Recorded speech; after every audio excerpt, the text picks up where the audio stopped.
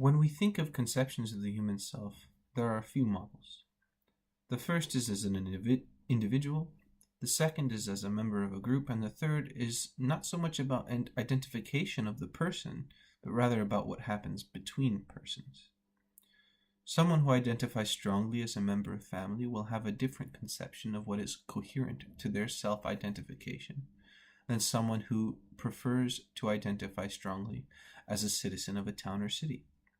A citizen of a large and cosmopolitan city might see themselves as a member of a large global community with a stronger social sense, while a citizen of a town in the countryside would not extend their self-identity quite so far at all.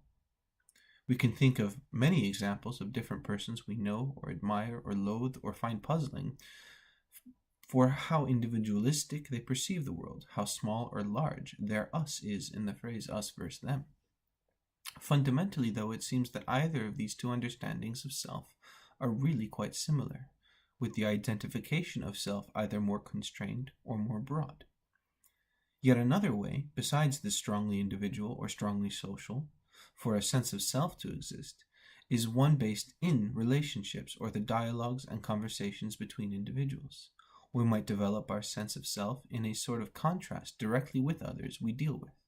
In this way, it is precisely how the individual uses interactions with other individuals to build a sort of dynamic social, where the social is not simply a large-scoped version of the individual, but instead a product of the interactions between individuals.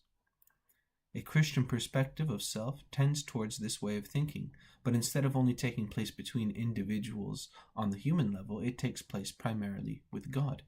It is true that if we consider only the first two ideas of self, the individual and the social, Christianity, like many religions, seems to come down very strongly on the social side.